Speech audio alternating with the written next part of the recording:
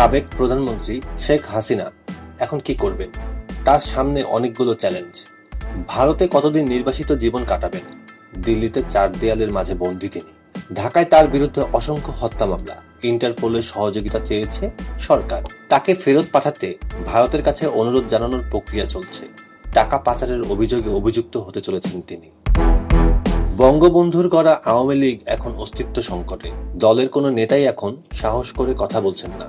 আওয়ামী লীগ এর আগেও অস্তিত্ব সংকটে পড়েছিল। 1975 সালের 15ই আগস্ট বঙ্গবন্ধুর হত্যাকাণ্ডের পর আওয়ামী লীগকে পুনরুজ্জীবিত করতে সংকটে পড়ে দলটি। 1979 সনের নির্বাচনে অংশ নিয়ে আওয়ামী লীগ 39টি আসন লাভ করে। 1981 সনে দেশে ফেরেন শেখ হাসিনা। দেশে ফিরেই তিনি দলটি নিজের কবজায় নিয়ে যান। যারা তাকে নির্বাচিত করেছিলেন তাদের বেশিরভাগ সিনিয়র নেতাকেই দল ছাড়তে বাধ্য করেন। এর মধ্যে ডক্টর কামাল হোসেন, আব্দুর রাজ্জাক অন্যতম। হাসিনা 21 বছর লড়াই করে 96 সনে দলটিকে ক্ষমতায় নিয়ে আসেন। পরিবারের লোকজনকে রাখা হয়েছিল ক্ষমতার বাইরে। 2001-এর নির্বাচনে হেরে যাওয়ার পর থেকে ভিন্ন কৌশল। এরপর আসে 1-11। কিছুদিন পর 1-11-এর নায়করা হাসিনাকেই বেছে নেন। শুরুতে সেনা শাসকরা -2 করার জন্য ছিলেন মরিয়া।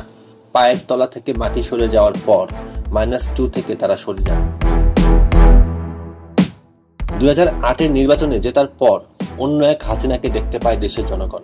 একক ক্ষমতা তার হাতে। 2014 সন থেকেই বিরোধী শক্তিকে দমন করতে থাকেন। বিশেষ করে বিরোধী দল বিএনপিকে নিশ্চিহ্ন করার সব কৌশলই গ্রহণ করেন।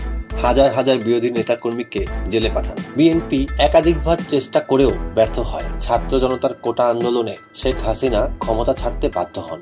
হাসিনা শতভাগ ভারতের উপর নির্ভরশীল ছিলেন, কিন্তু সেটা দেখা যায়নি।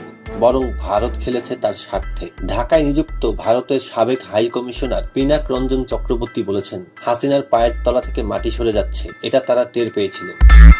প্রশ্ন উঠছে, ভারত কেন হাসিনাকে আগাম বার্তা দিল না? 5ই আগস্ট হাসিনা দেশ ছেড়ে ভারত চলে যাওয়ার পর আওয়ামী লীগের গতি থেমে যায়। 3 মাস পর প্রশ্ন উঠছে, আওয়ামী লীগ কিভাবে পুনরুজ্জীবিত হবে? এখনো দলটির চাবি শেখ হাসিনার হাতে। তিনি কি দলের দায়িত্ব ছেড়ে দেবেন? পরিবারের কাউকে বেছে নেবেন? নাকি নিজেই অন্য শক্তির সাহায্যে আবার দৃশ্যপটে হাজির হবেন?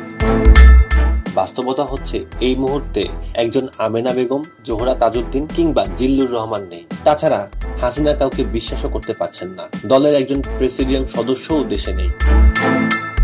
নূর হোসেন দিবসে দলকে সংগঠিত করার প্রাথমিক চেষ্টা বিফলে যায়। এর পরের কৌশল কি? ঢাকায় তাকে ফিরিয়ে আনার চাপ বাড়ছে প্রতিনিয়ত। ডোনাল্ড ট্রাম্প প্রেসিডেন্ট হওয়ায় ভিন্ন পরিস্থিতি তৈরি হয়েছে। নতুন করে অঙ্ক মেলাচ্ছেন অনেকে। কিছুটা সুবিধা পেতে পারে দলটি, এমনটাই বলছেন কূটনৈতিক বিশ্লেষকরা। এর আগেও আওয়ামী লীগ সংকটে পড়েছে, কিন্তু এবারের মতো নয়। এ নয় বাংলা নিউজ।